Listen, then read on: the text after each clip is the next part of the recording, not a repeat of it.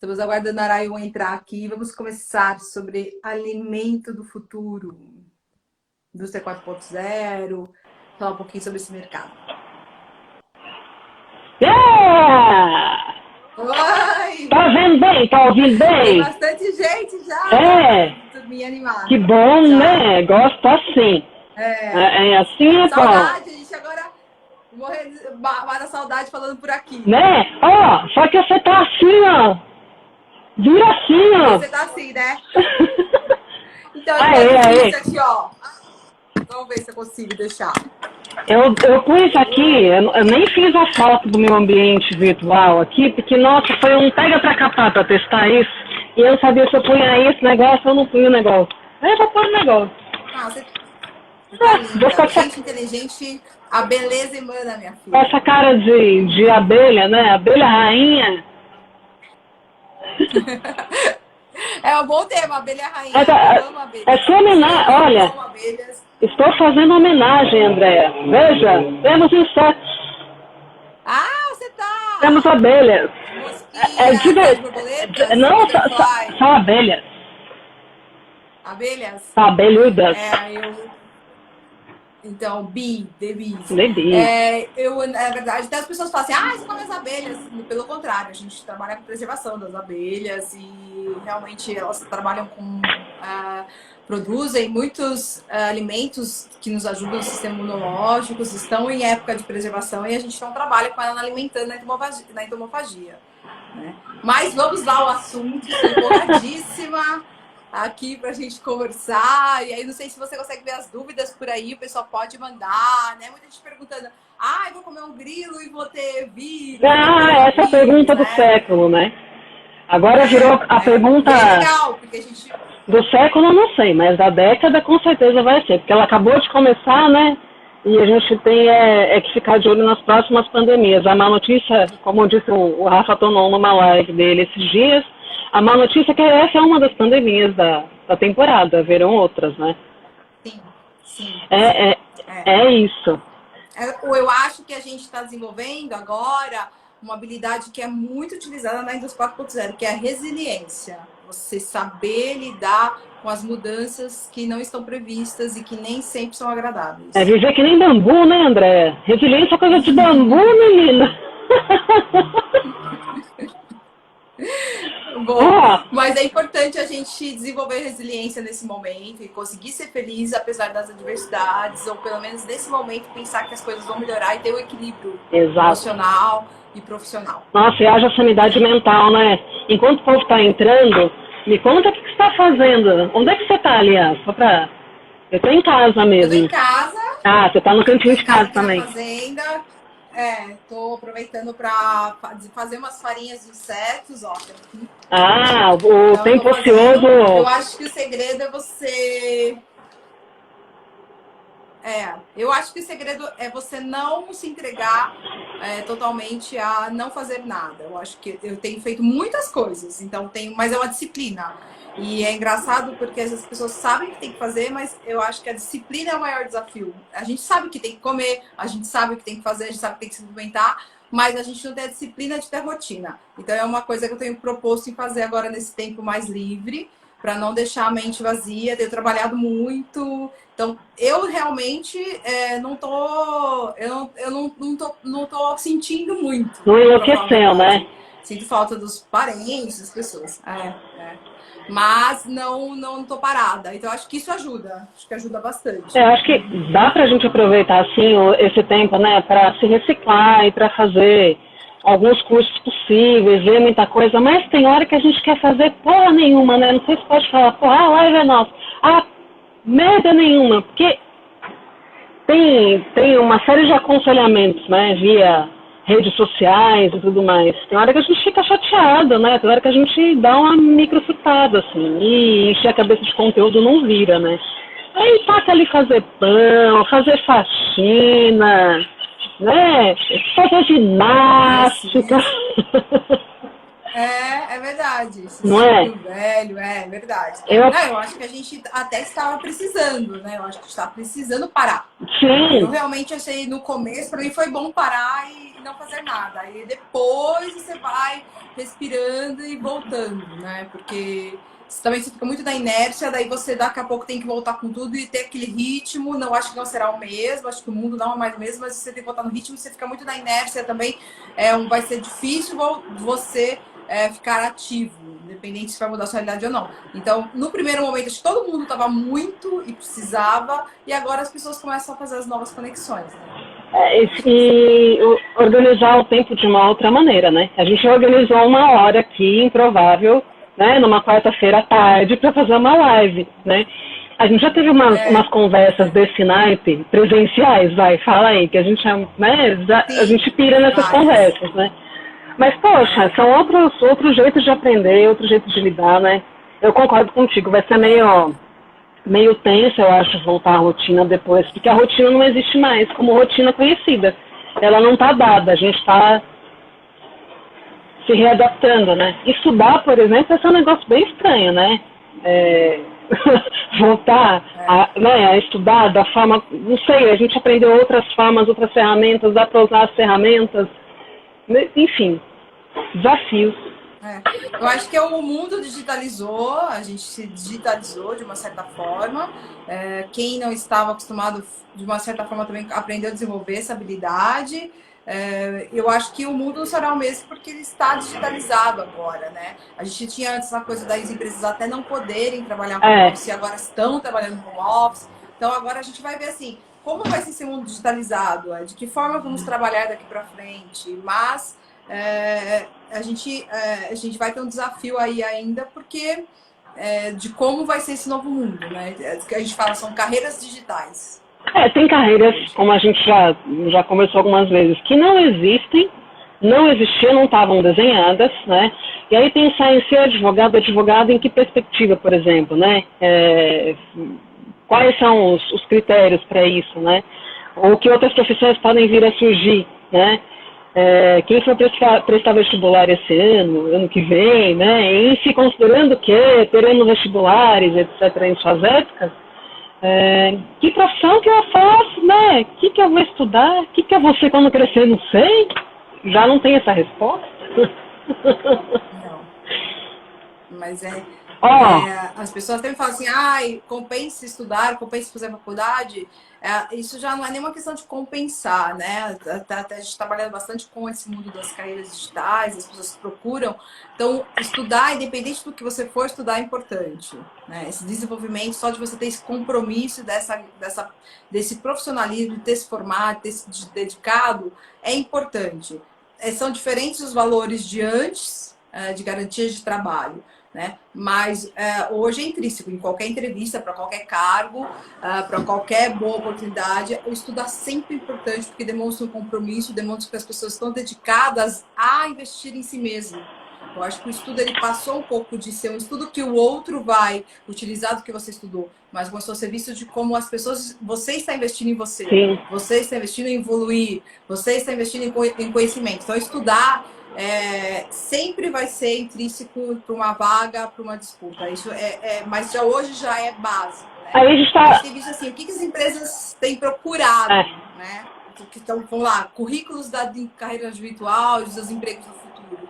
São o que as pessoas fazem fora o seu trabalho. Então, hoje nós temos grandes empresários que são DJs, grandes médicos que fazem artes cênicas e são palhaços, grandes engenheiros que trabalham hoje, que são esportistas. Essas inteligências diferentes trazem para você o que a inteligência artificial, que é a indústria 4.0 que nós vamos falar, não traz. Né? Que são habilidades diferentes de lidar. São pessoas que, quando elas se dedicam a fazer coisas que elas gostam, a gente vê que são pessoas que investem em si mesmo e sabem separar desafios profissionais da sua inteligência emocional. A gente está falando... Isso está muito ligado ao futuro. A gente está falando da distinção entre formação e domínio de técnica e competência. Uma máquina, ela pode aprender uma série de coisas, mas ela não vai ser humana nunca. Então... tinha aquele temor, aquele pavor em Davos em 2016. Oh, meu Deus, a indústria 4.0 não vai ter emprego mais, as pessoas vão ficar sem emprego. Isso. Os empregos conhecidos não existem mais, né? Esse dia eu estava lendo que... O Roberto falou aí, qualificação com qualidade. O Roberto já está afiado na conversa, né, Roberto? Tá. Eu acho... A afiar bem a faca com qualidade, você entende? Eu acho que agora, ó, o povo já foi vendo a gente falar, a gente vai falando, né, gente? Que o negócio é falar. Porque a gente não gosta de falar pouco, não gosta de falar muito. Então, eu acho que a gente pode fazer uma apresentaçãozinha rápida, começa aí por ti, André, o que você está fazendo, etc e tal. Que você atua em lugares diversos, não é uma pessoa que faz uma coisa só, né? Conta um pouquinho, depois eu conto um pouquinho e a gente taca no pau, né? Só para o povo aí, a pessoa, né? O mestre de cerimônia fez um roteiro aqui. Eu pensei, né? Propus para André, a gente dividiu essa conversa em 5 etapas, em 5 fases, né? O Diego tá falando que a qualidade do meu áudio tá ruim.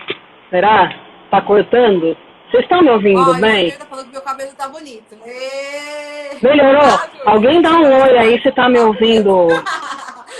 Tá me ouvindo melhor? Se é o Diego que não tá ouvindo ou se... Eu tô, mas tá um chiadinho mesmo. Tá um chiadinho? É que tem um certo barulho na rua. Talvez eu trocar, ó. Tá. Se eu botar esse aqui... Ô, Fernando, obrigado. O povo tá mandando beijo, né? Ó, então... Eu adoro beijo. Eu pensei... Tá ruim. Então, pera lá. Eu vou trocar esse trem, tá? Peraí. Tá. O cabelo arruma, né?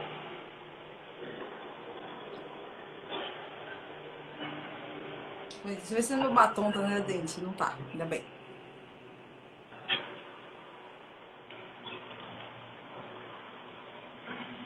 O pessoal tá falando do seu áudio que tá abafado mesmo. Ela tá mudando, gente.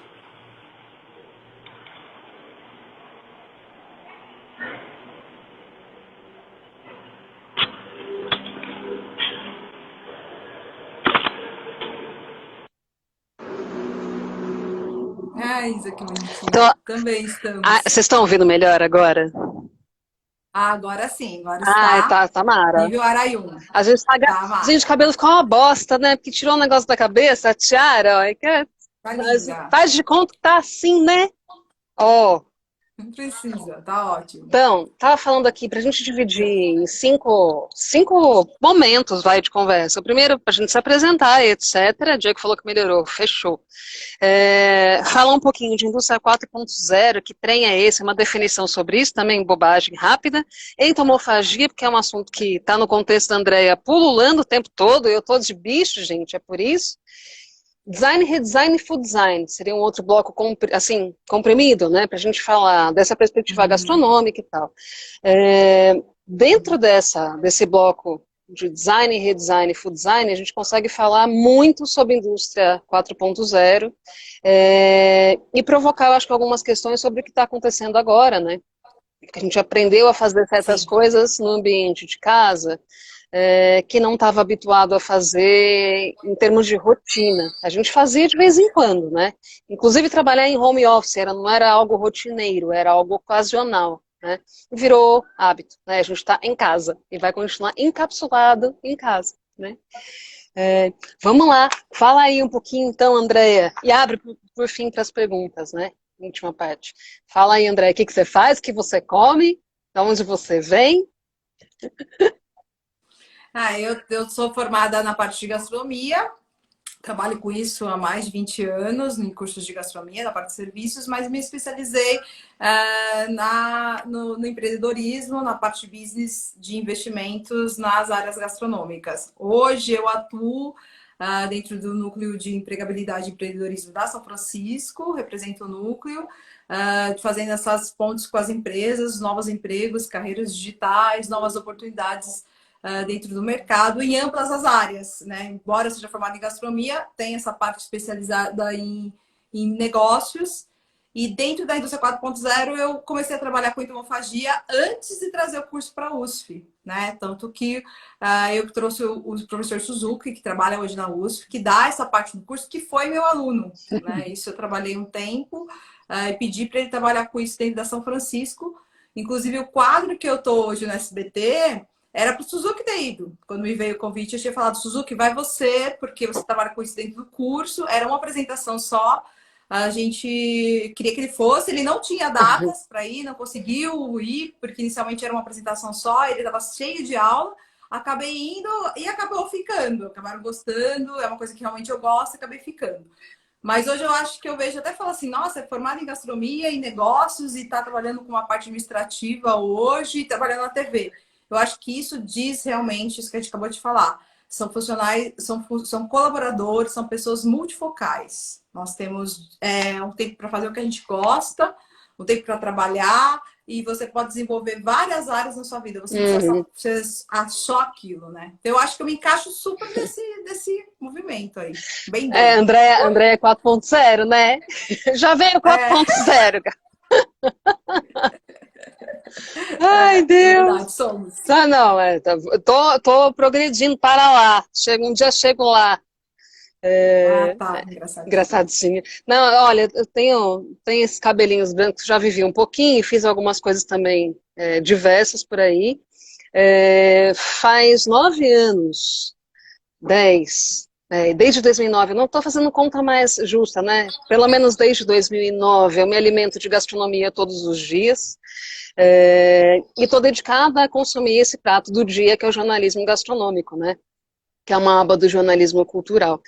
Sempre me interessei por esse tema e aí eu fui desdobrando os meus caminhos como jornalista para essa seara e entendendo também que além de escrever ou produzir vídeos, que foram coisas que eu sempre fiz, ou falar em rádio, que foram coisas que eu fiz, eu poderia falar sobre alimentação de uma outra forma. E aí eu desenhei em 2014 e pus para rodar em 2015 Diálogos Comestíveis, quando eu saí do ambiente de redação, né, para provocar um pouco desse pensar sobre a gastronomia ou fazer gastronômico, que é muito mais além do que executar receita, a gente sabe disso, né, Andréia?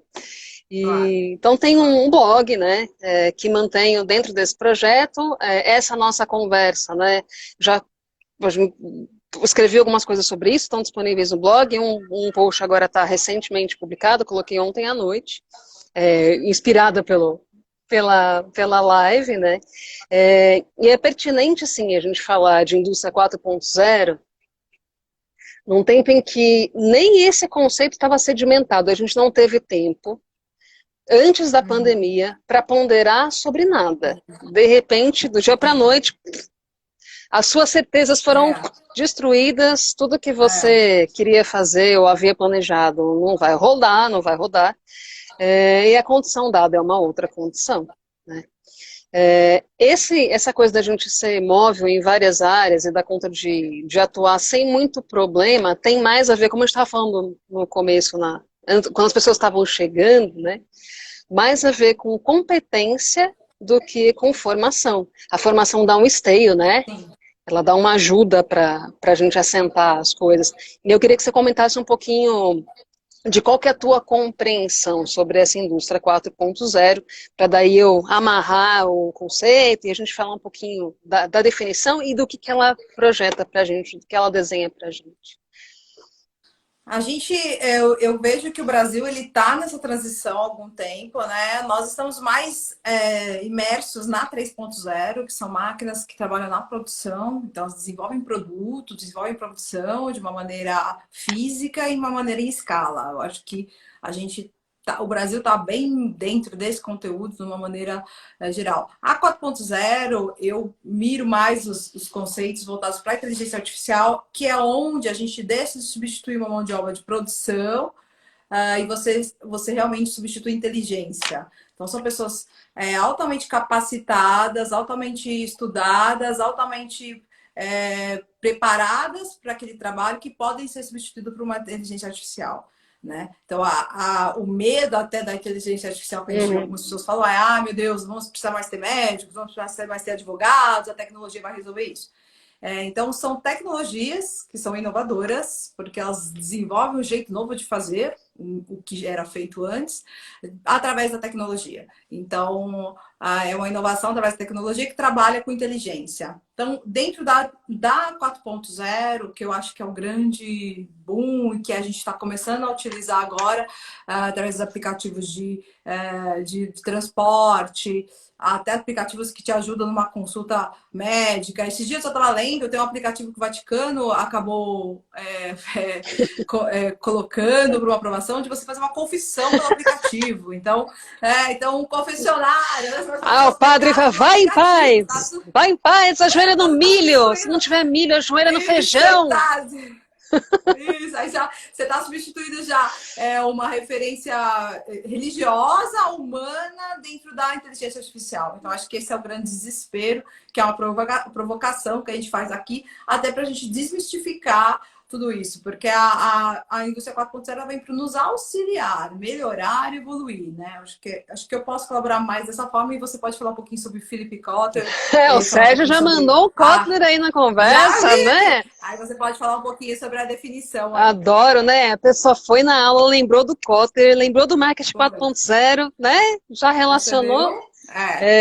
Exatamente. Indústria 4.0, embora seja algo muito recente, que a gente falou, né? Está em discussão e está em voga agora, mas é um tema que surgiu em 2011, né? Enquanto indústria, enquanto conceito. A gente teve várias evoluções industriais.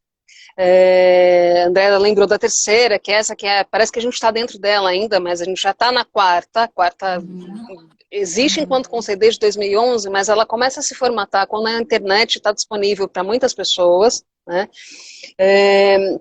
E a gente tem um limiar de compreensão entre produção em escala no ambiente industrial de forma inovadora e sustentável, que são esses dois conceitos que andam juntinhos, né? Com a ajuda de pessoas extremamente qualificadas, extremamente competentes e qualificadas, né? Então, se a gente pensar em internet das coisas, né, que acho que já devem ter ouvido falar por aí, internet das coisas. No artigo que eu escrevi ontem, por exemplo, já falei disso algumas outras vezes, a gente deveria ter já no Brasil, e já está disponível na China, por exemplo, o 5G. Né? Então a gente estaria muito mais velozmente conectado e fazendo as coisas muito mais escaladamente, um ano e pouquinho atrás, mas o leilão que ia ter aqui no Brasil para o 5G não virou, por N razões, e a gente está usando o 4G. E está funcionando para a gente se comunicar. André na fazenda, eu aqui em Campinas, né? Bragança, Campinas, né? Mas é o caminho para o desenho de uma indústria mais produtiva, mais rentável economicamente, mas que não se aparta do conceito de não ser uma detonadora do meio ambiente, ou meio ambiente acho que é um termo meio piegas, né, André? Não gosto de falar só de meio ambiente, mas do ambiente, né, do ambiente que a gente vive, ou do futuro, vamos colocar, não detonar o futuro. Né? A gente chegou num limiar aí de caca. Uma responsabilidade. Nos anos 70 chegou o nosso limiar de caca. Né? Robesbal fala disso. Aí eu estou olhando para um outro livro aqui que é da Isabelle Stanguettes, que fala da era das catástrofes, né? Ela é filósofa, enfim, recorre à biologia e outros termos também para poder falar disso. A gente produz de uma forma acelerada e num meio que é complexo, volátil, super ágil, né, que é uma coisa meio muvuca, assim, a gente usa essa expressão em português, né, pô, que muvuca, sabe? Muita gente fazendo muita coisa ao mesmo tempo. Essa muvuca é um termo que surge mais ou menos nessa época, quer dizer, né, dos anos 80, mas ela se firma enquanto conceito também. 2010, 2011, na época da indústria 4.0, e é esse mundo que define a gente, super conectado, produzindo coisa pra caramba, com gente cada vez mais qualificada para tanto, mas que não necessariamente dá conta de inovar. Né? Aí você falou, define um pouco melhor. Vamos falar então de desenhos, de esboços do que a cybercultura trouxe pra gente nos anos 90, porque a gente faz umas coisas hoje meio sem pensar, meio mecânicas, né? Que a gente começou a fazer com o uso da internet, lá nos anos 90. E agora, de repente, a gente está se ligando de que sabe fazer muito mais coisas e já tem a ferramenta disponível há 30 anos. A gente era meio mané, Exatamente. né? Na verdade, a gente é um jeito novo de olhar as coisas através da internet, né? Então, por exemplo, assim, a Uber, ela não é dona de nenhum carro e é um dos maiores, o maior aplicativo de transporte no mundo hoje, né? Então, a gente tem empresas que alugam lugar para você dormir, viajar e não são donas de hotéis. Porque a internet das coisas são as ferramentas de comunicação. Então, existe essa inteligência da internet que pode ser intermediador de ideias inovadoras. Eu acho que essa é a grande diferença na 4.0 da 3.0, que era um problema de distribuição em larga escala e de produção. Essa não, ela pensa por você maneiras diferentes, soluções diferentes, né? Eu acho que essa é a grande diferença nisso. E, claro, dentro de uma consciência de sustentável e responsável. Eu acho que isso é bem fundamental, porque são os novos negócios. Nós somos 7 bilhões de pessoas no mundo hoje, e a cada hora mais 140 pessoas no mundo. Quase 8. E a cada hora mais 140 pessoas nascem no mundo. Então, quer dizer, nós temos uma responsabilidade realmente de investir no empreendedorismo de uma maneira mais responsável, um jeito novo de olhar. E a tecnologia é uma ferramenta que pode nos ajudar nesse sentido. Eu estava pensando, né? Por exemplo, surgiu uma questão, eu até coloquei isso nas primeiras aulas remotas que a gente teve. Quão complexo é entender que delivery, para quem nunca fez delivery, não é necessariamente o delivery que se tem na perspectiva do delivery de antes de ontem, né, de um mês atrás, exatamente, que foi quando começou a quarentena no estado de São Paulo, faz 30 dias. E que a gente não está vendendo comida necessariamente para alguém, a gente está vendendo por meio de uma plataforma que intermedia a tua relação com esse comer. É bem absurdo, né? Porque você não tem a figura do motoboy dos anos 90 que te entregava uma pizza, você tem um aplicativo que contrata ou terceiriza um motoboy que te entrega a coisa. E dentro da cozinha você tem que manipular, de certa forma, aquele alimento para que ele esteja disponível numa qualidade tão boa quanto estaria disponível à mesa, por exemplo. Né? Esses apetrechos, né, dão um nó na cabeça da gente, né? Porque você falou a inovação, a Uber colocou os carros sem ter frota alguma, é a maior empresa de transporte do mundo. A minha pergunta, né, a polêmica, a que custo? A gente fala em sustentabilidade, né? Isso é super inovadora, super disruptiva, mas a gente tem hoje um termo que é a uberização do trabalho, né? Que é muito próprio e intrínseco a essa indústria 4.0. Ela resolveu um monte de coisa, mas ela esqueceu da figura das pessoas, e aí a gente encontra um perigo, né? Acho que estava faltando... Sim, eu acho que esse é um desafio. O desafio realmente é você... de como você vai humanizar a indústria 4.0, né? Por isso que a gente precisa de pessoas que elas tenham habilidades dos soft skills, que tenham habilidades diferentes para que nos ajudem a trabalhar com a humanização e com a indústria 4.0. Acho que é muito importante, né? Por um lado, a Uber tem esse desafio de ter distanciado pessoas, mas ela também ajudou aquela pessoa que não quer ter o bem do carro, não precisa necessariamente ter um carro para andar de carro de uma maneira econômica. Então, existe o equilíbrio de todos os lados aí dessa indústria, mas realmente ainda o equilíbrio a gente está descobrindo de fazer. A gente teve internet das coisas, agora a humanização das coisas. Eu acho que isso tem que andar em equilíbrio aí para a gente poder ter um resultado responsável pelas coisas, até porque às vezes é como você falou, as coisas não vêm organicamente, elas vêm e vão fazendo avalanches no sistema e no trabalho que já antes havia. Né? Para a gente falar em designer, que acho que... Né, eu vou trazer entomofagia para o bloco, em vez de colocar ela primeiro. Ontem eu estava conversando com a Mariana Abate, que é food designer, com quem eu converso relativamente bastante, sinto falta de conversar mais, mas cada um está no seu pique agora, né? E a gente falou do quanto as pessoas em casa agora estão reconhecendo o quanto é importante pensar com a cabeça do designer. O designer, ele desenha as coisas praticamente do nada, ele esboça soluções pouco prováveis para problemas muito complexos de uma forma intuitiva. E isso vai sendo elaborado de uma forma cada vez mais organizada, cada vez mais racional e técnica para você chegar num resultado que seja possível de ser feito em escala. Por exemplo, uma cadeira, né? Você faz uma cadeira ou faz um produto qualquer do zero, para você transformar aquele produto em algo escalável, não é assim tão simples. Né? Tem logística, tem um monte de coisa para ser pensada. Né?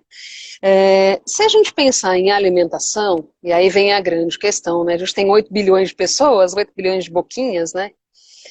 Como alimentar essa gente toda daqui uns 2 anos? A ONU soltou agora um apanhado de relatórios acerca desse cenário de quarentena, que, na verdade, a gente vai ter epidemias ao longo do mundo durante 2 anos, e essa vai para a quarentena, sai da quarentena, a gente vai ficar 2 anos nisso, né? Cada continente, talvez, no seu tempo, a gente vai ficar em casa, sai de casa, em casa, sai de casa, morto, né? Como que a gente alimenta esse tanto de gente? Com a ajuda dos inputs que esses usuários que estão em casa, que voltaram a lembrar que são humanos, que voltaram a fazer pão, alimentar seus tamagotchis em casa de levan, né? Que agora o tamagotchi não é mais virtual, agora tá todo mundo alimentando levan, porque não dá para ir no mercado.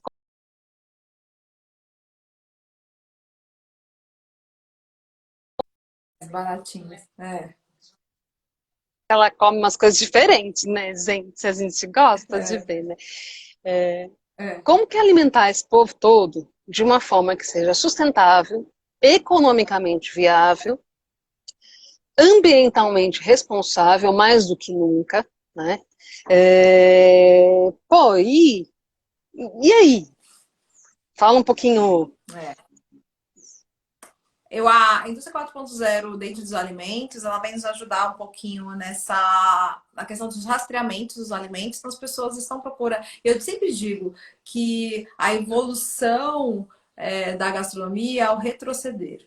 Quando a gente volta, a gente está evoluindo. Então, quando a gente volta ao passado da gastronomia, nós estamos evoluindo. Porque as pessoas falam, nossa, eu vejo muita gente falando assim, eu vou engordar de estar em casa. Eu tenho visto muito que a realidade, às vezes, tem sido até um pouco diferente em algumas famílias. Elas têm tido tempo de fazer uma alimentação mais em casa, têm tido tempo de buscar alguns alimentos que são menos industrializados. Eu falo que a alimentação do futuro, para você ter qualidade de vida, é quanto menos industrializada ela for, quanto menos processos ela passar, menos processada, mais evolução e de qualidade de alimentos você vai ter. Mais qualidade de vida você terá. Mais o seu sistema imunológico estará preparado para os desafios que nós vamos ter. Então, o avanço da gastronomia, a evolução da gastronomia é o retroceder da gastronomia. Eu falo que nós estamos muito tranquilos dentro da gastronomia de como vamos evoluir. A gente tem realmente as ferramentas tecnológicas que podem nos levar hoje alimentos bons em casa, por via dessas ferramentas que nós acabamos de falar. Nós temos aplicativos que nos rastreiam a origem desses alimentos, né? Acho que é interessante. O Desrotulando, por exemplo, é genial. Desrotulando é genial. Né? Exatamente. Não falta informação. Né? Tem como rastrear tudo. Estamos, inclusive, sendo rastreados nesse momento pelos governos. E tem uma polêmica, né? Para saber se a gente sai de casa ou não. Por que a gente não se dá o trabalho de ler os rótulos? Em aula eu falo isso muito, né? Provoco muito isso. Por que a gente não lê rótulo? Se ele está ali disponível com toda a informação, tem um QR Code, tem um telefone, tem um WhatsApp, liga, ele está lá para isso, né? Testa isso. Desculpa, te cortei aí, André, no raciocínio, mas não resisti. Não, mas né? eu acho isso mesmo, né? Eu acho que nessa intenção os aplicativos vêm, mas eu acho que a gente tem a questão da cozinha do afeto, o Food Comfort, que nos traz um pouco já de cada um, sem ter que ser grande estudante de gastronomia, que nos traz um pouco da referência da qualidade de vida na gastronomia. Eu acho que esse tempo que a gente está tendo em casa agora, até um momento de reflexão. Eu vejo muitas pessoas que estão se alimentando melhor em casa. Tem um problema maior do que a pandemia. Isso eu coloquei no artigo que escrevi ontem também, que a ONU já denominou como sindemia, um termo também novo, conceitual, enfim. Mas que parada é essa? É mais preocupante pensar que as pessoas comem mal do que tem um vírus por aí. Vai ter vários vírus, vários patógenos, sempre haverá alguma coisa para resetar o sistema imunológico de uma espécie ou de outra. No nosso caso agora foi a espécie humana. Vamos resetar, vamos deixar esses bichinhos mais fortes, no caso nosso. Né? Mas a gente está comendo muito mal, engordando, né? Então a gente tem obesidade como um problema global dado já desde os anos 90, de quando surge o fast food, desde os anos 60, né? A indústria de enlatados e tal, os ultraprocessados como solução para a guerra. Mas vem se falando nessa sindemia. Tem pessoas muito gordas por aí e a gente tem um ambiente muito doente, meio ambiente muito doente pelo excesso de exploração de recursos naturais, né? E esse desequilíbrio deixa, olha só como a natureza é inteligente, né, gente? A gente está mais imunodepressivo, os animais dos quais nos alimentamos precisam de mais antibióticos e etc. para poderem resistir às doenças tantas, né? E o ambiente está em degradação num ponto em que tem patógenos se soltando por aí, porque eles estavam lá quietinhos em algum lugar e de repente a gente, vamos desmatar esse trecho e criar algumas coisas aqui nessa fazenda culinária, né, para poder vender isso adiante. Essa discussão está dada também, eu faço piada aqui, mas está posta. Então, a grande preocupação é fazer a economia girar daqui por diante de um jeito que faça sentido, né, afetivo, que foi o que você colocou muito bem, né, a muvuca tá aí, né, gente? Não tá. Como é que você é afetivo e ganha dinheiro? Você não ganha dinheiro sendo afetivo? É difícil, né? Não, mas eu acho que não é isso, né? Até você falou um pouquinho da questão física. Eu não acho que as pessoas que têm uma aparência física estão mais doentes porque não comem mal. Eu acho que, acho que às vezes a pessoa ela é esteticamente muito bonita, mas ela está doente da desnutrida. alimentação Sim, dela. desnutrida. Então, A entendeu? obesidade é Então, uma essas desnutrição. relações hoje. O que eu falo do afetivo é porque as pessoas, elas hoje estão tomando a consciência de repente ligar para um delivery para uma comida mais saudável. Estão conscientes de cozinhar mais em casa. Eu acho que já existe muitas pessoas hoje você pode perguntar para qualquer um, elas querem viver 100 anos, mas com um corpinho de 40. Elas querem ter 100 anos, corpinho de 40, ter 60, corpinho de 20. Né? As pessoas estão preocupadas com isso e eu acho isso uma evolução. Eu acho que isso é muito importante. E é por isso que eu digo, quando você tem uma relação do retrocesso da gastronomia, você tem referências ótimas de como A trabalhar com novela a cozinha, alimentação. por exemplo. Eu acho também, assim, a gente fala essa coisa de vírus, essa coisa sempre existiu. A gente tinha um problema muito grande dos vermes, né? E aí teve aquela coisa assim, todo mundo contra o agrotóxico. Eu também entendo toda essa discussão, não estou aqui para falar de transgênico, agrotóxico, mas entendo que, na medida, se extinguiu a questão das esquistossomoses, do amarelão.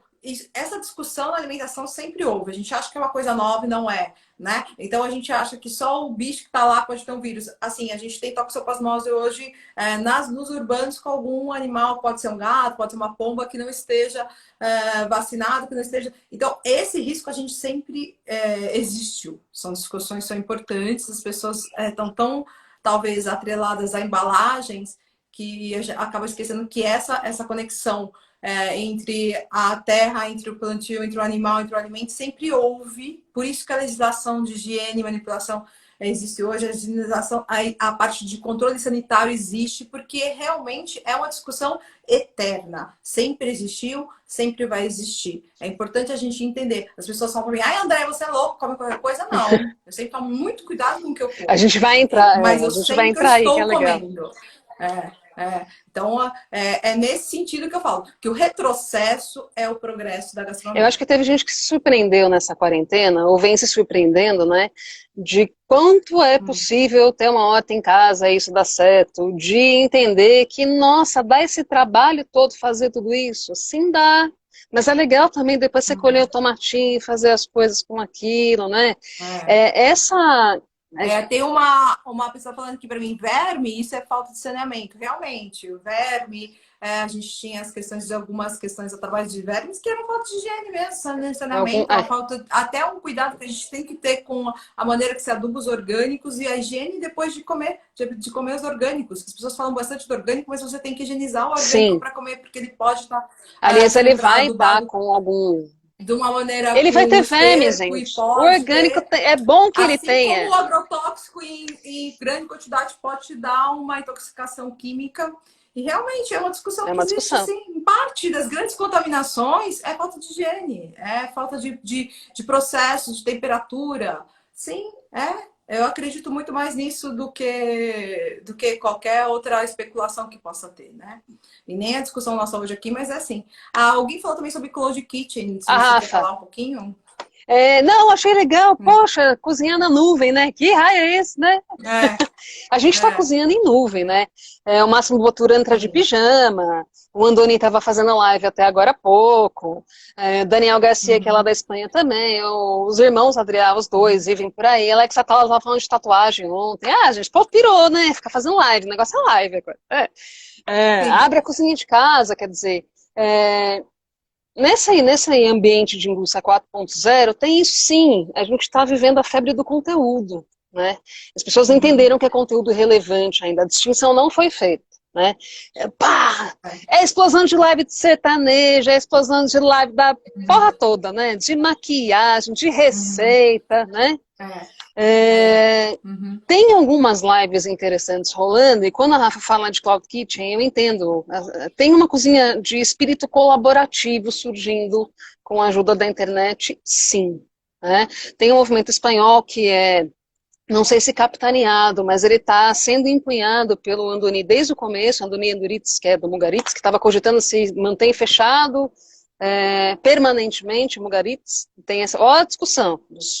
Super restaurantes arbitrando se mantém e vão partir para um outro negócio. Aí a gente está falando de trabalho, André, indústria, né? Inovação, um cara deste tamanho, né? Será que fecha? Será que... Os caras estão pensando juntos, quer dizer, cozinhar, gastronomia, nunca foi sobre cozinhar só. Cozinhar foi sobre pensar, foi sobre achar soluções, né? E aí tem a questão também, que eu não vou fazer diabo, né? O diabo vestindo Prada defendendo o que quer que seja.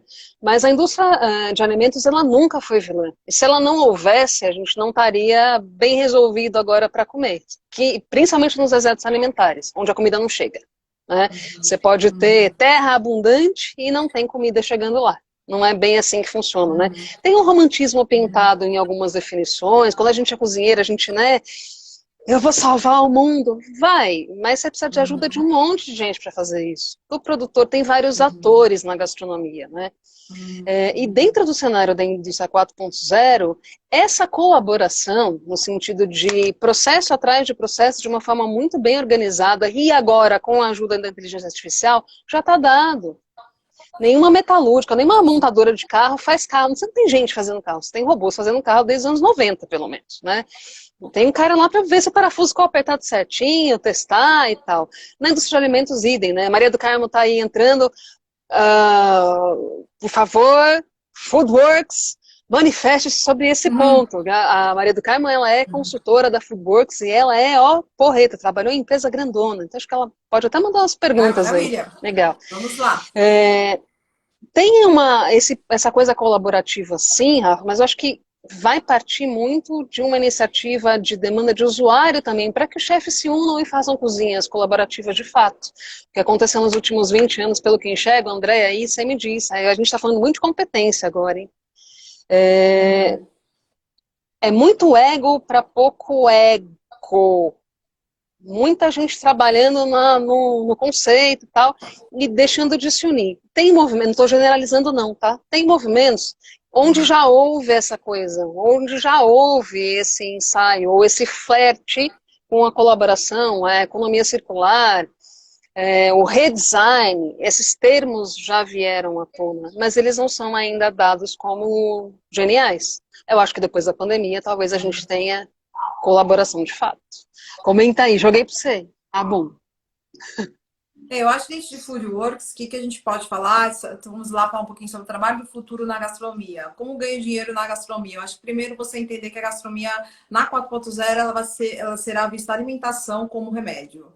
Então você deixa de ter alimentação Foodworks fala isso. De se sustentar e você passa a entender o alimento como remédio, como uma qualidade de vida, como uma questão de nutrir, de restaurar, que é onde vem o termo dos restaurantes de restaurante. Eu acredito que se você quer investir e ganhar dinheiro com gastronomia, você não pode ser mais só um chefe autoral ou só um chefe conceitual que cozinha bem. Você tem que o conceitual, talvez você tenha que entender, ver um novo jeito de olhar para o alimento, as procedências, os benefícios de qualidade de vida que ele pode te dar. Então, a Andrea vai trabalhar com a gastronomia no futuro. Eu quero trabalhar com gastronomia, o que eu tenho que pensar? Primeira coisa, você vai pensar que aquilo que você vai produzir, ela tem que ser vista como remédio, como qualidade de vida, como um bom produto. Eu acho que isso vai ser fundamental para o trabalho no futuro dentro da gastronomia. É importante que a gente também trabalhe com escala, que é o grande desafio. Então, como todo mundo vai comer orgânico, todo mundo vai...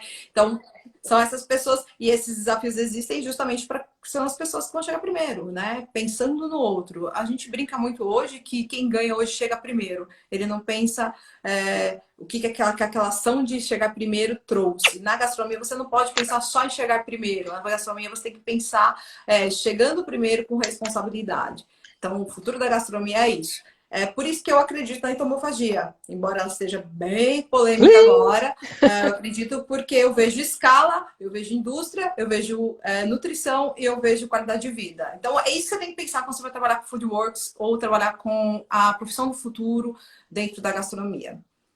Acho que isso é bem importante. Né? Saudabilidade é uma questão dada, né, Andréia? É muito difícil pensar em querer produzir um alimento que não faça bem. Né? Eu acho que mas a gente tem visto muito. A gente tem visto que as pessoas estão mais preocupadas sim, em há um maior interesse. Numa técnica, em trazer uma apresentação muito elaborada e tal. Diferente, com grandes, elaboradas, e esquecem um pouco dessa questão de olhar o alimento como um remédio, como um nutriente. Aí a gente está falando acredito isso. Da estética, né? A estética e a arte e o conceito, enfim, se sobrepuseram durante bastante tempo a questão, né? Na alta gastronomia existe essa discussão dada, né?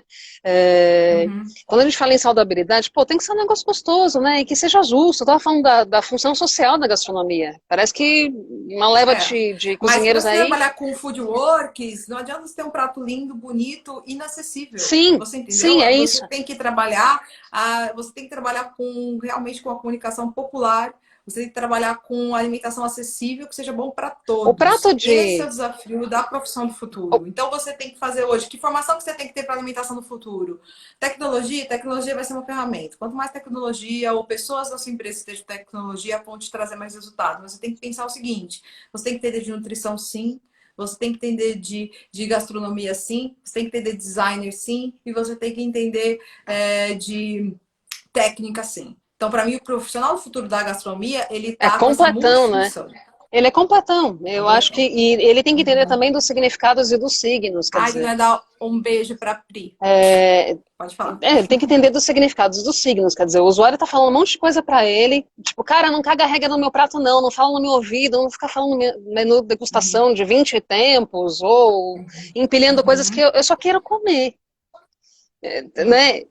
Esse recado já vinha sendo dado assim, para os grandes chefes. O que vai acontecer daqui por diante? Né? A gente fala um pouco de design, redesign, e eu quero falar de entomofagia.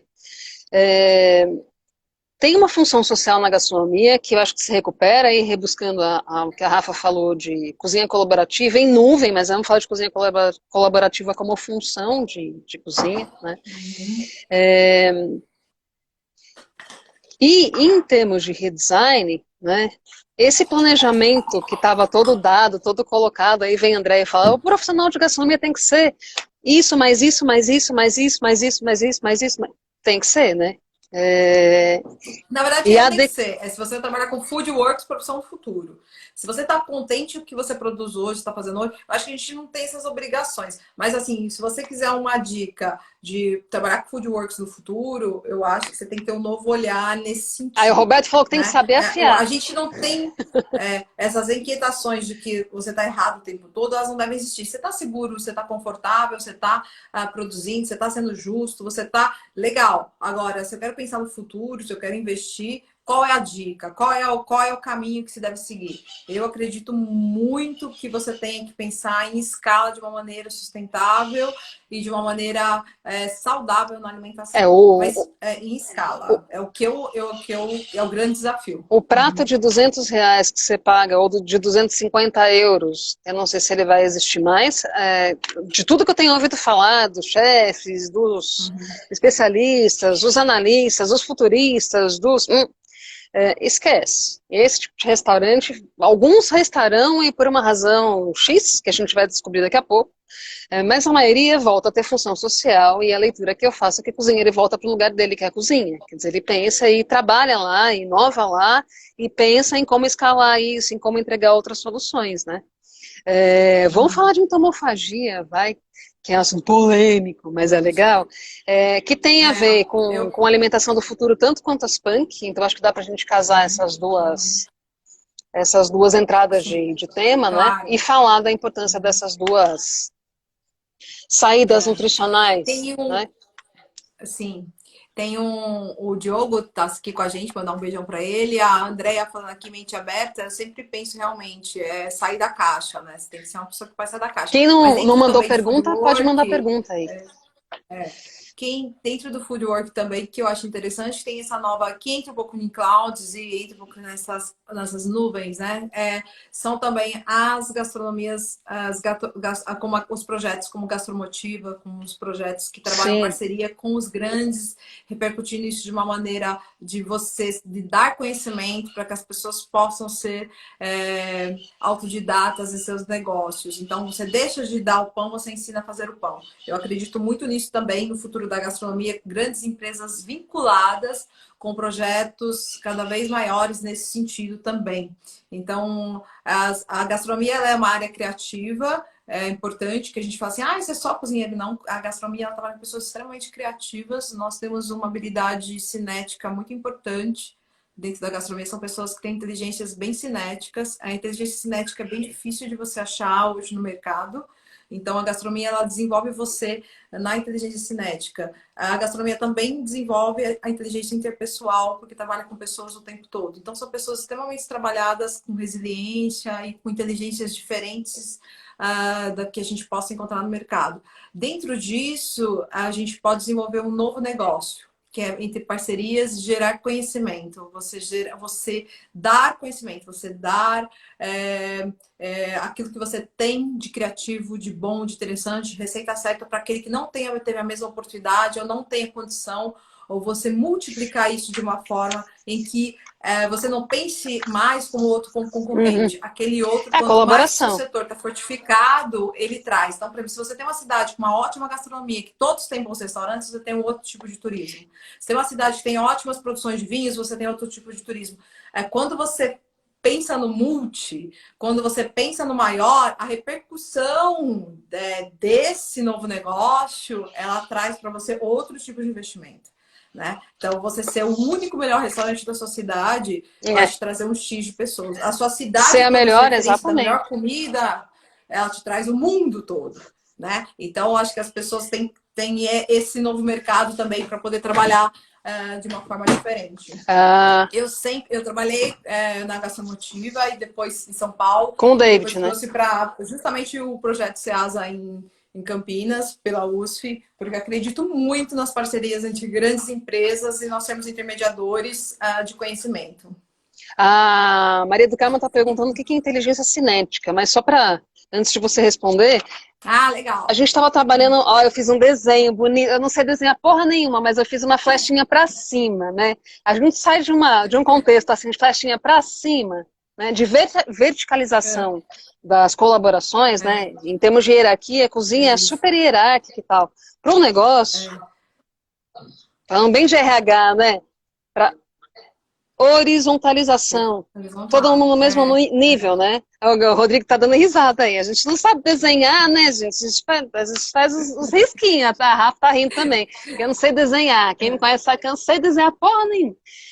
Mas a gente sai de um negócio super hierarquizado, super duro, né, em termos de respeitabilidade e muito caga-regra, muita burocracia para fazer inovações e transita entre diálogos possíveis, entre pareações possíveis de inteligência mais ativada por afetividade, afinidade, empatia, se colocar no lugar do outro, né? Um cozinheiro faz isso o tempo todo. Né? Ele sai de uma praça e vai ajudar. Ele sai de uma praça e vai ajudar em outra. Ele termina o serviço dele e é proativo. Né?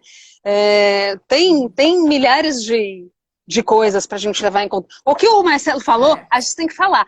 Eu também comecei a dar aula, né? Que a Andréa falou, eu ia dar aula, eu não vou dar aula porra nenhuma, porque eu não sei dar aula, Andréa. Vai dar aula sim. Ela tem a inteligência cinética, que é o que eu vou explicar agora. A gente tem inteligência interpessoal. A inteligência interpessoal é aquelas pessoas que ela consegue se bem relacionar. Isso é uma inteligência interpessoal. Ela se põe no lugar do outro, ela trabalha bem em equipe, ela é bem relacionada, ela consegue fazer com que a equipe cresça, ela tem um soft skills muito evoluído. A inteligência cinética são pessoas que são atentas a movimentos artísticos. Então, ela entende de artes, cor, tem o ouvido apurado para som. Geralmente ela toca um instrumento, ou ela cozinha muito bem, com apresentações bem, ela entende de arte, ela tem uma inteligência desenvolvida de outra forma de olhar o todo. Então, é uma inteligência desenvolvida, extremamente criativa. Essa inteligência cinética, geralmente as pessoas que se dedicam a fazer o que elas gostam, são muito criativas, que gostam de estar em outros ambientes, desde que seja artes, seja música, seja desenvolvimento de uma habilidade. Essa é uma inteligência cinética. E a gastronomia está muito intrínseca na inteligência cinética. São pessoas que gostam de apurar essas influências que são um pouco mais difíceis na nossa cultura hoje. Estou falando a nível de Brasil, e não é uma crítica, porque o Brasil ele tem uma inteligência interpessoal maravilhosa. Mas a cinética ela é um pouquinho mais... precisa de um pouquinho mais de dedicação, a gente precisa um pouquinho mais de atenção para ela ser desenvolvida. Então, a inteligência cinética hoje é uma das mais difíceis de você encontrar hoje. Geralmente, quem está na gastronomia é uma pessoa que pode desenvolver ou tem a inteligência cinética. Não sei se ficou claro, se não ficou claro, se precisar aí, eu falo um pouquinho mais sobre a cinética, porque é uma coisa que eu gosto bastante. Se a gente for na palavra, né, André? Cinética tem a ver com energia cinética, é movimento. Quer dizer, você não fica acomodado em uma única possibilidade, né? E não tem nada de, não tem nada de mal. Você olha uma parede com risco azul, você não vê. Tem pessoas que são são mais. Que é importante também, elas são mais racionais, uma inteligência mais racional, que ela nem olha o risco, né? E aí são pessoas interpessoais, ela fala, que lindo, adoro azul. E as cinéticas vai falar, olha, esse azul nasceu do artista tal, que tem uma influência do Monet, com a música tal, me lembra o mar, e aí eu vejo o oceano e eu vou desenhar um prato que me inspira nessa parede com esse traço azul, né? Então, a cinética, ela tem muito isso, né? Estão perguntando, eu não consegui ver, acho que foi a Ana. Oi, Ana! Está perguntando se a gente sai da ultra especialização e entra nesse panorama de profissionais multitalentosos, né? Poxa, todos porque a gente vê assim, a ultra especialização, ela é básica, ela não é que ela é básica, ela é importantíssima. Você entender do que você está falando, até porque isso não te traz insegurança. Então, nós vamos falar de tal coisa. Meu, se você é ultra especializado, você não tem medo de falar de nada. Você tá firme, você vai tomar uma decisão de milhões, vai tomar uma decisão de R$1, você tá firme. Então, a ultra especialização, conhecimento, te traz posicionamento, te traz segurança, te traz credibilidade. O que a gente procura nas empresas hoje no futuro é que as pessoas, fora esse ambiente profissional, tenham outras habilidades, outras vidas. Elas sabem separar a vida profissional da vida pessoal. Nessa vida pessoal, se ela desenvolve um teatro, se ela desenvolve, se ela gosta de ser DJ, se ela gosta de ser palhaço nas rádios, se ela gosta de dançar, se ela gosta de ciclismo, o que isso traz pra gente? Novas frentes de mercado. Exatamente. Você tem uma pessoa que ela se dedica à meditação na minha equipe. Você tem uma pessoa que ela se dedica a esportes. Aí eu tenho uma doida que gosta de ser DJ das baladas mais diferentes. E outra que gosta de cozinhar. Eu tenho uma equipe que vai me trazer novas frentes de mercados, novos olhares diferentes do mesmo produto. Então, é isso que enriquece, que é diferente de ter todo mundo igual, só com a especialização. Então, a especialização ali eu vou trabalhar com todo mundo como especializado. O cara bom do marketing, o cara sou ultra especializado em tudo. Só que me interessa com as outras competências. O multi dele. O que me traz emocionalmente de um profissional que ele se dedique a coisas fora do ambiente de trabalho? Que ele se dedica a ele mesmo. Ele é equilibrado. Ele consegue separar a vida dele emocional, pessoal, do trabalho. A gente tem visto que workaholics são super importantes, mas que workaholics às vezes traz até a questão de qualidade de vida, de doenças, de problemas, Sim. que ele acaba não conseguindo sair disso, porque ele não consegue ter uma inteligência emocional, porque ele não se dedica a si mesmo. E falta esse equilíbrio. Quando eu vejo que uma pessoa ela consegue ter momentos felizes, que ela se dedica à vida pessoal dela, a ela mesma, eu entendo que essa pessoa seja emocionalmente estável para trabalhar comigo nos desafios de hoje são difíceis. Entendeu? É esse É o sentido jogo de entre cintura. muito. Eu ia brincar, né? Inteligência cinética é quem tem jogo de cintura. Quem dança, cozinha, é multitalento, né, gente? Ah! Aí você falou que eu sou inteligente cinética. Gostei que eu sou cinética. Eu sou Cinética, né? cinética. Eu sou cinética. Você gostou, né?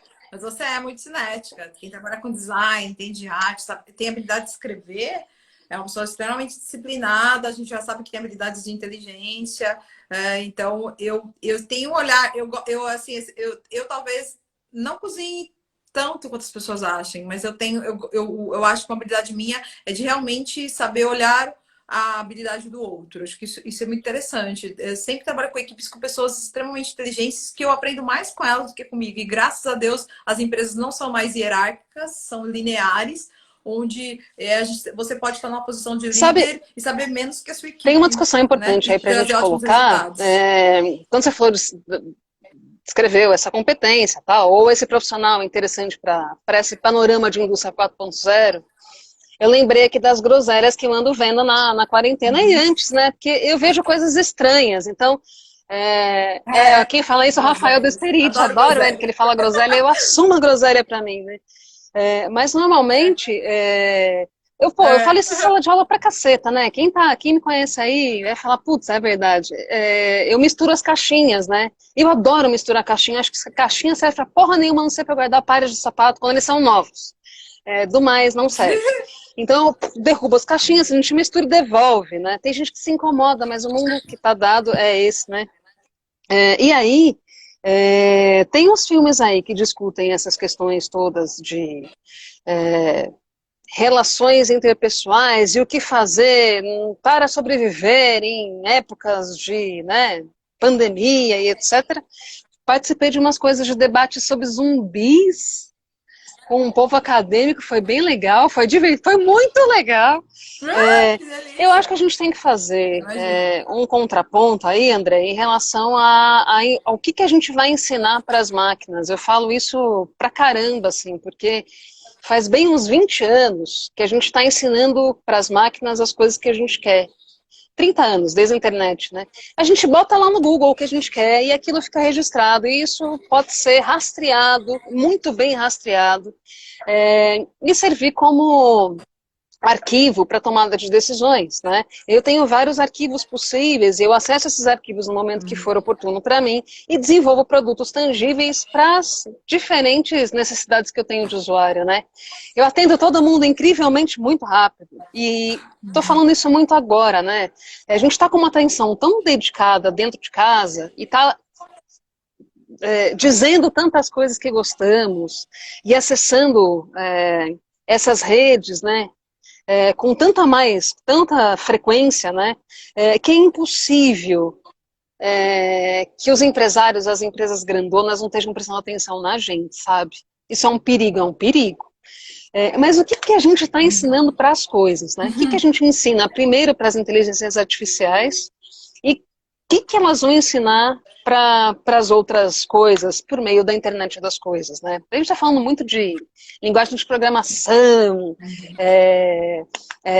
desenvolvimento de web, rastreamento de dado, big data, adoro. Essa porra toda, adoro também. Mas são os temperos. Se a gente fosse comparar a cozinha, a gente está temperando com uma série de coisas diferentes os nossos cozidos, os nossos jeitos de andar pelo mundo, né? E aí, o que a gente vai comer, né? O que a indústria vai devolver para a gente? Então, acho que a gente pode falar disso e se alguém quiser perguntar, acho que era bom mandar umas perguntas para nós responder umas groselhas. E a gente encerra. Até a Adriana falou aqui, a Andréia, a Ela habilidade da come Andréia que ela não tudo. deixa É passar, verdade. ela come Come. tudo. É verdade. Eu acho que para você não precisa cozinhar bem para entender de gastronomia, né? Embora a nossa profissão cobre isso. Mas você precisa comer bem. Então, eu posso não saber fazer aquilo, mas eu sei o que eu tô comendo, né? Então, eu acho que é muito importante. Fala um pouco da entomofagia, de quando surgiu isso, Andréa, e das punk.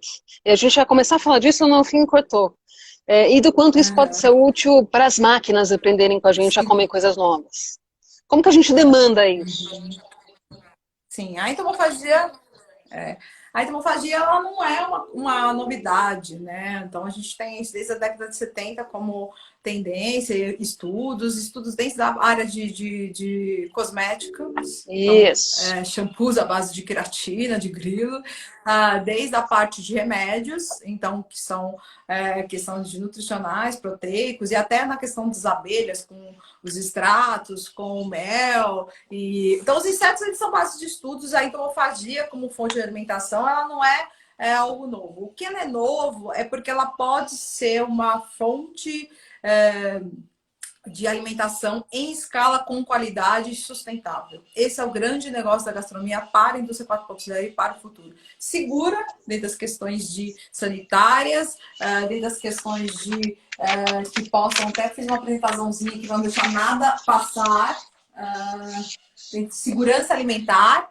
Então, a entomofagia, para mim, nesse sentido. O que é entomofagia, né? Vem de entomofagia, que é o homem se alimentando de insetos. Então, entomofagia, a gente encurtou esse nome para entomofagia, que é comer insetos, mas é o ato do humano se alimentar de insetos. Não necessariamente de uma forma direta. Você pode ter uma carne que ela foi alimentada por insetos. Então, hoje, suinoculturas, que é a criação de aves, a criação que possam ser alimentadas com a entomofagia, no lugar de rações químicas, no lugar de uma alimentação extremamente com a base de hormônios e antibióticos, através da entomofagia. Então, a entomofagia é uma base de alimentação onde você vai introduzir insetos, né? E aí, a grande forma que é a grande discussão da entomofagia hoje, para o futuro, de alimentar. A gente acha que é uma alimentação do futuro, mas não é. A gente já tem um terço do mundo já trabalhando com essa base da entomofagia, e não, a maioria não são dos países que a gente imagina, que são países asiáticos. Embora tenha procedência lá, outros países nórdicos introduziram essa proteína já na alimentação. Eu ia falar para você, né? Aqui ela tá falando que assim, é diferente da entomofagia, que é diferente de entomofagia. A antropoentomofagia é o termo completo do nome do humano se alimentar, né? O homem se alimentando de insetos. A entomofagia é alimento inseto, né? Então, mas a gente usa para alimentação humana hoje o termo entomofagia. Hoje já está. É engraçado, é a versão das pessoas. Quer dizer, a gente tem, e usa essa expressão no artigo que escrevi, vai rolar uma germofobia. Agora, uma anti-entomofagia, já não sei, né? O fato é que as pessoas estão associando essa coisa de comer inseto, comer qualquer coisa exótica, é algo inseguro. É uma questão de sobrevivência também, né? Então, a gente falou um pouco disso nesses debates dos quais eu participei. Quer dizer... Gente, mas se você não quer comer inseto, você não come farinha e lá vem. Se pegar sua farinha branca hoje lá e peneirar, você é capaz de se achar. Rastro, etc. Eu não sei, as pessoas ficam tão assustadas, né? E elas falam pra mim, eu nunca vou comer inseto, mas elas comem comida com mel, que é vômito. O mel é um vômito da abelha, né? Ela come, ela tira o néctar da folha, aí ela faz um processo de digestão, deixa dentro de um transforma isso numa enzima, dentro de um tubo nectar, e depois ela passa isso para outras abelhas, de uma para outra. Então ela vomita na boca de uma, que vomita na boca de outra, que vomita na boca de outra, que por um acaso vão colocar dentro da cera o próprio do mel que nós extraímos. Então, eu acho que é muito isso que eu estou te falando. É a industrialização das coisas que nos desconecta da realidade. Então, hoje as farinhas brancas, a gente hoje já tem até dicas de como você deixar a sua farinha durar mais tempo. Assim que você chegar... Tirar os rastros, da sua farinha para tirar os insetinhos que possam estar lá. Então, a gente, assim, dificilmente quem fala que nunca vai comer já não comeu. Tem uma discussão... Né, de uma maneira proposta diferente. Tem uma discussão aí antropológica, né? Se a gente está falando de antropoentomofagia, ela é cultural, ela é antropológica, quer dizer, entre podre e cru, né? A gente definiu o que é bom pra gente, o que não é. Tem uma série de ambientações que a gente teve que fazer ao longo da vida, quer dizer, a gente não decidiu que vai comer as coisas que come porque eureka, não. Tem uma série de influências do meio e tem uma série de Não. influências de outras pessoas com as quais convivemos. E no nosso tempo, tem a influência da mídia A para gente ajudar, né? No nosso tempo, teve. influência da mídia, influência dos chefes de cozinha, dos programas de televisão que tratam de comida, da André que está cozinhando lá. As pessoas estão ensinando coisas para gente. Decidir o que é sustentável ou não, se é saudável, se é gostoso, se é delicioso, se é viável, se é culturalmente aceito ou não, são questões, né? Discutiu também um tempo atrás aí a questão dos exóticos, muito exóticos para nós, né? Comer morcego, não sei o quê. Isso que trouxe o vírus para o mundo todo. Foi o chinês que come coisas estranhas. Velho, a gente come coisas mega estranhas, outras. Perguntaram, acho que foi Karina que perguntou de consumo de carne. É insustentável comer carne na frequência que a gente consome carne. Isso já está bem, né? Sim. A autofagia, ela Pois vem, inclusive, como é uma uma questão que solução. acho que não deveria ser mais uma questão, porque ela é um fato, né? Assim como a gente faz uma conta básica, vai. A gente tem 215 milhões de pessoas no Brasil, habitantes, né? Vivendo essa pandemia, e uns 230 milhões de cabeças de gado. Né? É uma conta assim, né? Enfim, são coisas para se pensar, né? Sempre trago esse dado e esse. Porque é isso que a gente tem que pensar. Se a entomofagia vai ser uma puta solução, puta eureka, não sei. A gente não é futurologista, né, André? Acho que não, né? A gente só analisa as coisas dentro. Mas é uma questão A gente dada. trabalha com Né? tendências. O que não dá para fazer é achar que a gente está na natureza selvagem, aquele filme, né? Pessoa cinética lembra de filme, às vezes, né? Aí você sai pelo bosque afora, achando que pode comer qualquer coisa, porque acha que dá conta de reconhecer outros territórios ou outros bichos e meter isso na boca. Isso Sim. não é razoável, né? Mas a questão, eu acho que até Pois do é. morcego não é o comer, porque o comer o morcego ele passa pelo processo da temperatura, que lógico, no livro de todos. O Isso. problema foi a No convivência nesse mercado lá. ambiente, que é o que eu digo. Hoje você pode ir numa praça trabalhar, estar com uma pomba que ela possa estar contaminada com toxoplasmose. Já tive casos da minha família que eu vivi numa selva, eu nasci numa reserva de serras. Eu vivi o tempo todo, né? Mas eu tive uma prima que estava na cidade, pegou um gato de bueiro para salvar o gatinho e teve toxoplasmose cegueira de um olho. Então, essas coisas existem, sim. Só que não pode especular, é porque comeu. Não foi bem isso. Então, esses são vírus. Agora, É. isso tudo também são na verdade, são Nem suposições entra. que eu acho que nem entra para a gente Não. discutir, porque a gente não tem certeza disso, né? A entomofagia, o que ela pode ser como de forma segura, né? Então, lógico que nós temos os insetos, que a gente trabalha até numa maneira... A entomofagia até de origem, a gente tem é bíblico, né? Você fala, João Batista está no deserto e provava mel e gafanhotos, né? Então, a gente fala da década de 70 como na questão de se trabalhar com alimentação de uma maneira estudada, pesquisada. Mas ela é muito antiga, é utilizada em várias culturas indígenas, culturas do mundo todo se utilizam a entomofagia. O que a gente tem trabalhado em entomofagia de uma forma segura é que tipo de insetos que a gente pode trabalhar na alimentação. Exatamente o que você falou. Você tem que entender daquilo que você está trabalhando. Então, existem espécies hoje que elas são seguras, que podem ser produzidas em forma de grandes escalas, que não entram dentro da espécie que a gente brinca de insetos vampiros, que são os mosquitos da dengue, chikungunya, que são transmissores de vírus. Não são essas espécies de insetos, são espécies à base de queratinas, são espécies que são propícias para a produção de alimentos. Essa forma de se trabalhar com a criação de insetos é extremamente limpa, segura. Existe uma fiscalização grande para se produzir esses insetos. São estruturas de aço inox, onde tem uma alimentação controlada, um cuidado nessa produção para os insetos. E o que é interessante na grande entomofagia? A gente está falando no país que nós temos a carne vermelha como um produto barato. Embora a gente ache que a carne vermelha é cara, mas nós somos privilegiados no mundo brasileiro hoje ter a carne vermelha mais barata do mundo. Então isso é muito acessível. Eu não posso É chegar aqui e falar pra cultural. vocês, gente, não como mais carne vermelha É e como só cultural. grilos. Isso nunca vai acontecer, né?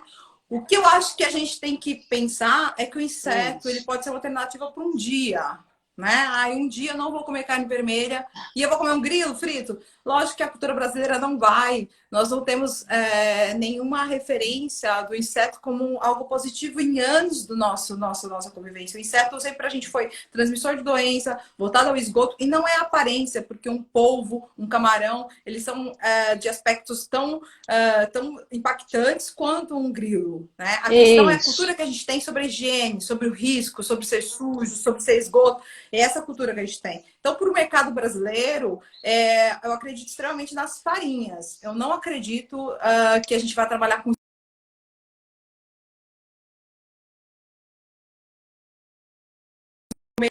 existe uma economia toda do setor, existe uma discussão sobre isso. Eu acho que a gente pode pensar em como diminuirmos esse ritmo para que todos tenham. A entomofagia, ela não vem como uma religião. É Nós uma não somos uma seita. religião que A vai vir pegar seita para que você dói e falar assim, menos. a partir de hoje você só está salvo se comer o inseto. Não, ela vem como uma alternativa de equilíbrio. Se você, de repente, deixar a sua segunda-feira de comer a carne vermelha, vai ser interessante para o seu sistema digestório, vai ser interessante como uma alternativa sustentável para o planeta.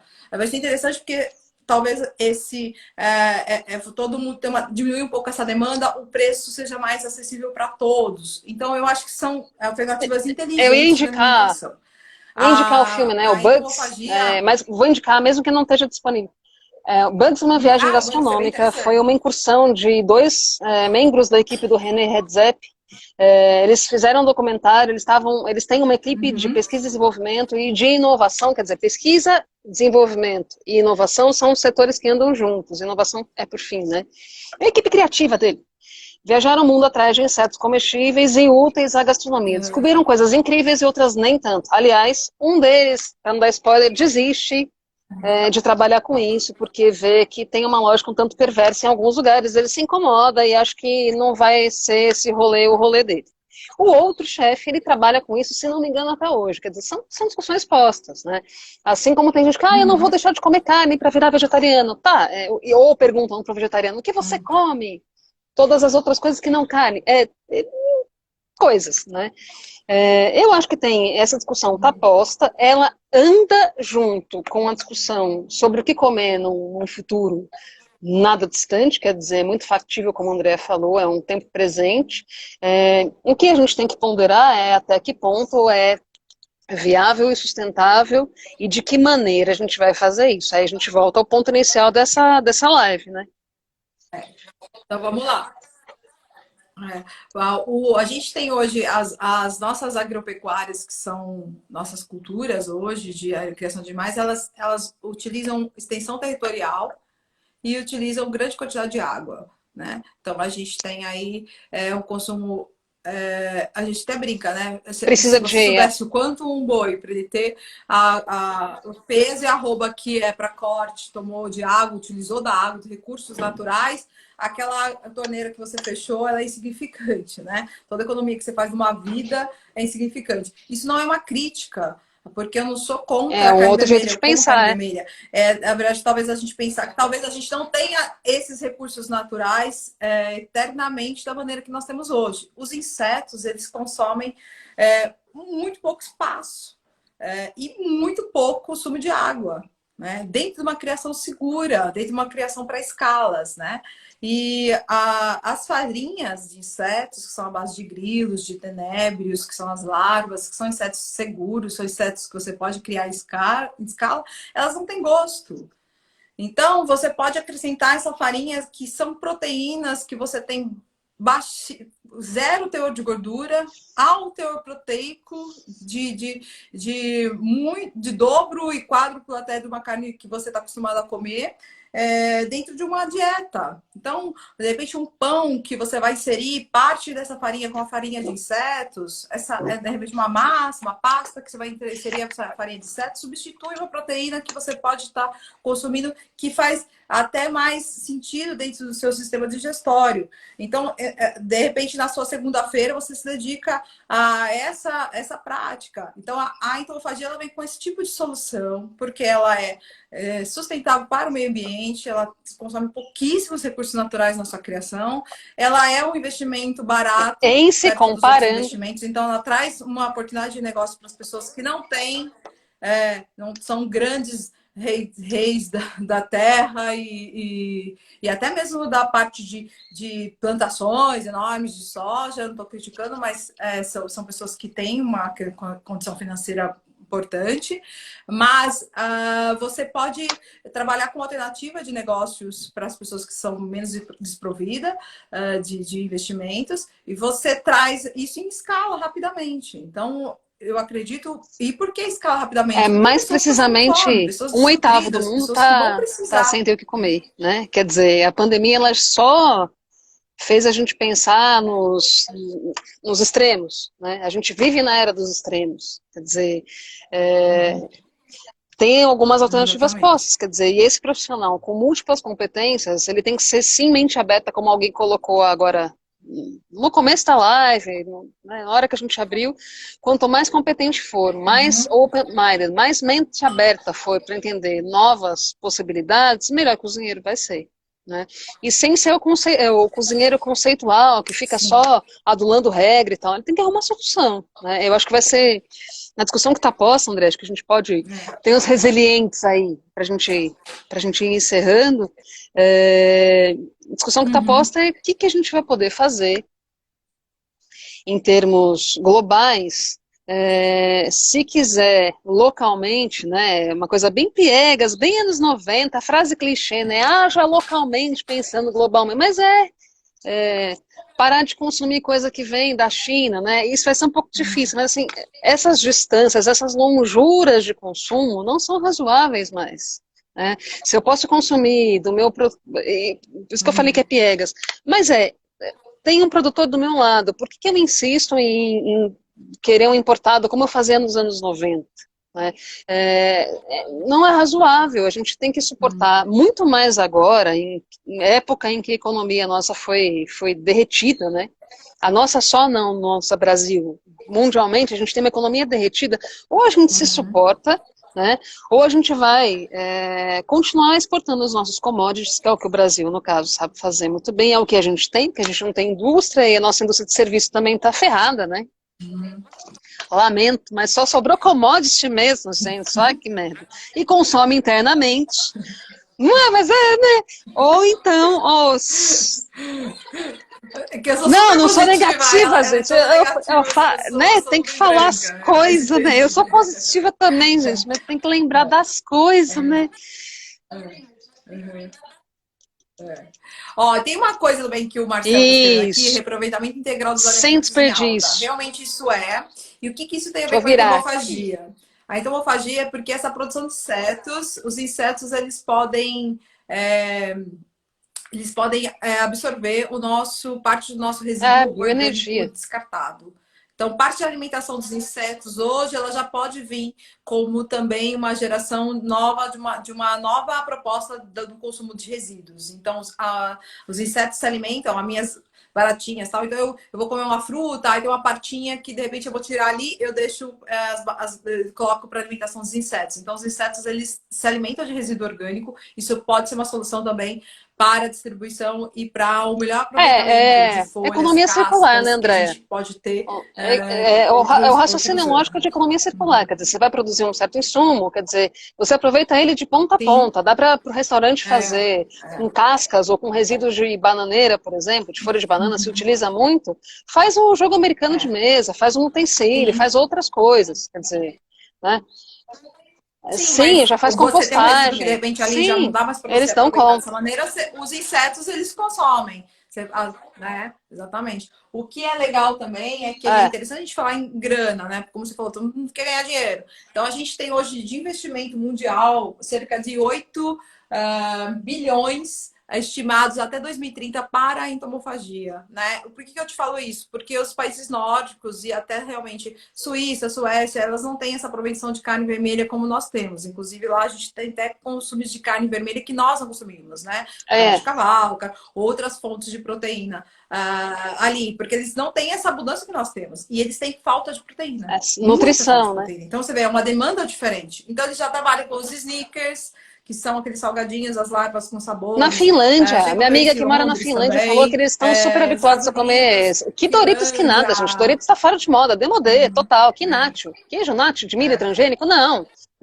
Isso. Proteína. Porque eles têm, porque exatamente eles têm um conteúdo proteico interessante, não são carboidratos, e aí já se trabalha bastante com isso. Então, existe muito dinheiro sendo investido para a entomofagia, para a prática, para a criação, para o desenvolvimento de farinhas.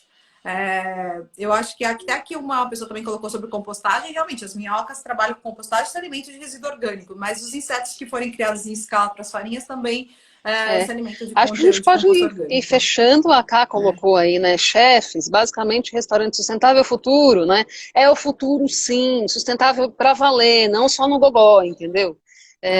Parar de falar storytelling bonitão e na prática você vai ver o nego tá fazendo outra coisa. Tem que ser feito de verdade. Quer dizer, o que a gente mais viu pulando por aí foi a gente vendendo conceito e pouca ação. Falta muito mais ação e não vai ter outro jeito de fazer que não agir do que falar, né?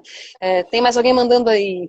Érica, cozinheiro open-minded, né? Na minha opinião, é chefe, peça-chave nessa transformação do paladar, consumo consciente, etc. Sim, o cozinheiro é um professor, o cozinheiro é um mentor, ele é um tutor de conhecimento, ele é o exemplo do conhecimento, né? Você põe um chefe cozinhando, falando de entomofagia, como a Andrea faz, no SBT, no programa da Eliana, brincando com isso, pode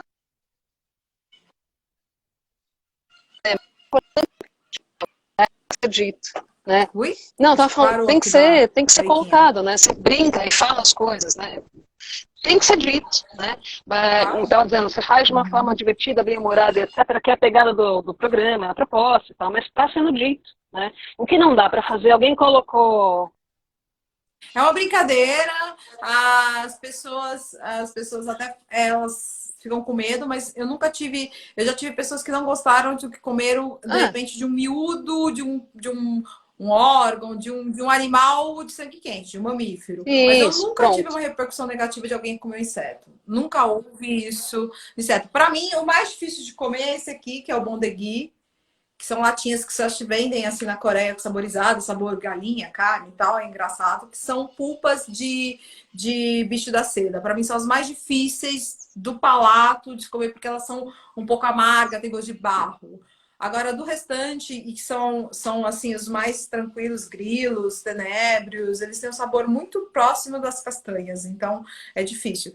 Nesse mercado também, a gente não vai trabalhar com você não vai ver um pacote, isso é bem legal para vocês saberem quem ficou aí no finalzinho da nossa live. Você não vai trabalhar com um pacote escrito farinha de inseto. Provavelmente a gente tem trabalhado muito com esse desenvolvimento criativo de nomes, então vai ser crustáceos terrestres, porque o tatuzinho bola e outras espécies de insetos que são comestíveis à base de queratina, eles fazem parte desse grupo. Então a gente vai trabalhar como nome de camarões terrestres, em larvas em japonês é mushika, parecido com sushi. Então essa forma de desconectar um pouco desse inseto sujo, doença, vem com outros nomes para alimentação. Então você vai achar um pacotinho de bolacha e lá entre os ingredientes vai estar lá parte da farinha tantos por cento de crustáceos terrestres. Tem um trabalho. A gente tem que falar de nomes gastronômicos. Isso não de brand, mas de nomes das coisas. Eu não vou citar nomes de empresas, mas, porra, velho, os caras estão fazendo linguiça com planta. Por que chama de linguiça, gente? Não tem um outro nome, é para ficar igual. Aí eu coloquei lá, semanticamente, é marketing. O nosso cérebro está acostumado a... Por associação a gente vai entender, né, por forma e etc, e vai aceitar. É difícil convencer um consumidor que está habituado a comer filé mignon só. Alguém disse agora atrás, né? A pessoa come eu não vi, consegui ver aqui quem foi para voltar agora. Então estou dizendo que li, desculpe que eu não vi quem mandou. Mas a pessoa não come uma formiga, mas come um boi inteiro, né? Se necessário for. Eu acho que a pessoa come um boi inteiro, mentira, ela come filé mignon, a maioria das pessoas come o filé mignon, que não precisa de cocção, eu sempre falo, cozinheiro que cozinha filé mignon não tem técnica nenhuma, gente, filé mignon é sussa, vai fazer uma outra parte da carne, um outro corte, que daí você prova que você é um cozinheirão. Brincadeira à parte, poxa, tenta, Ó, aqui tem uma pessoa falando assim, ó, mas o rótulo dos alimentos sim, deverá ter o ingrediente nome real. Sim, o tatu bola, que é esse que a gente vê, o tatuzinho terrestre, ele realmente não é um inseto, ele é um crustáceo terrestre. Então, é isso que a gente tem que entender. é Eles tipo chamam insetos, assim, tá insetos para tudo. E aí, se você olhar um pouquinho mais perto, não são todos a mesmo nome, todos a mesma categoria. Eu sim, com acredito que os certeza, nomes têm que ser, sim, sérios, a legislação tem que ser aplicada assim, mas você pode ter nomes que trazem para vocês o lado positivo da entomofagia. É isso que está sendo trabalhado e desenvolvido, não ainda está em implantação. Estão se pensando em nomes criativos, porque também não é justo sim. você dar o mesmo peso para todos, sendo que são espécies maravilhosas, diferentes comportamentos, terroirs É como a gente pensar em e tubérculo para objetivos. mandioca, batata, e nomear como tubérculo, não colocar mandioca, batata e Isso, etc. Você fala, se exatamente. refere à família de espécies, né? Comercialmente é até mais interessante, porque você Isso, pode, dependendo da exatamente, época, exatamente. substituir, né? Bora cozinhar miúdo, bora, Diogo. Vamos cozinhar miúdo, gente. Miúdo é bom, rabada com agrião. Exatamente. É como se você colocasse no ingrediente carne Isso. bovina e estivesse dando o mesmo valor para o filé mignon e, de repente, para o mocotó. São coisas diferentes. Então, você pode ter um rótulo escrito mocotó que não deixa de ser carne bovina, né? Então, são esses nomes que a gente está procurando para poder valorizar um pouco a real entomofagia, né? E saber certinho qual o nome das coisas, né? Acho que é bem Ó, acho interessante que a de se gente pode falar. encerrar. Eu queria dar umas dicas aqui de umas coisas, umas groselhas para ler, para assistir, né? Que é bom. Eu tô apaixonada por Isso. esse livro aqui, que eu já até falei dele, que chama-se É Planeta o dos planeta da Insetos, Xuxa. No caso, a Xuxa é a maravilhoso, gente. Andrea, Se gente, vocês entendeu? quiserem Ela é entender a um nave, ela é pouquinho. a nave do inseto, Bugs Life. Bugs, exatamente. Bugs. Então, Planeta dos Insetos, para vocês entenderem um pouquinho desse mundo, desmistificar um pouquinho algumas vertentes aí que têm sido colocadas fake Pois é. news. Bem interessante, se proporem para novos mundos, abrir um pouquinho a curiosidade de Por vocês. falar Então, em acho que isso fakes, é bem aquela dica que eu legal. sempre dou, né? Se é fake, não é news, é super simples de entender, né? É tão fácil. Se é fake, não é news. Tá bom. É. O Marcelo Ah, o está falando filme, para você ó. falar, Então repetir o vou nome deixar do as minhas filme. dicas. Eu publiquei ontem, como eu vim falando aqui, onde está o seu artigo que você está falando toda hora. É só acessar dialogoscomestíveis.com.br, tá? Tem lá o artigo mais recente, como é que eu coloquei? Eu não lembro. Que nome que a gente está ficando velho, ó. E depois do corona, chefe? É o artigo mais recente que está lá. Né? Eu postei ontem à noite. Né? Tá. Onde a gente discute um pouco dessas questões. Eu sou, para quem não me conhecia, né, eu sou uma pessoa séria, assim, mas eu sou bem da zoeira. Né? Esse é meu estilo, I'm so sorry. Eu sou irônica, eu sou da zoeira. Tem então esse artigo disponível para vocês lerem. Filme, eu tinha falado do filme Bugs. Se vocês quiserem procurar, Bugs é uma aventura gastronômica. Esse filme é de 2016. Ele estava na Netflix até o mês passado, para ser bem precisa. Assim, antes da quarentena, ele estava disponível no cardápio da Netflix. Saiu. Mas dá para procurar em outros lugares, tipo YouTube e tal. Eu vi que tem um trailer. E nesse artigo que eu escrevi, eu acho que eu coloco o hiperlink em algum lugar, se eu não me engano. Né? Além disso, né, também coloquei duas, para quem tem HBO, né, quer pensar sobre futuro, essas coisas, assistam Years and Years, vocês vão morrer. Years and Years, anos e anos. Né? Genial, acho que as colocações ali até são bem prudentes, né, bem provocativas e bem palatáveis, quer dizer, não é uma distopia super distante, não, a gente vê muitas coisas rolando já. Tem as comidas baseadas em plantas, tem embalagens que se autoaquecem, isso tudo está disponível já, quem já teve aula comigo, isso já está, é que a série, né, pinta como se fosse uma coisa, uau, a quintessência da descoberta, né, não é, mas na série parece. E outra dica é o Poço. O Poço da Netflix. Para quem gosta de terror, anota aí que é bom, né? É para 18 anos Senhor. esse, tá, gente? 18 anos, é tenso, né?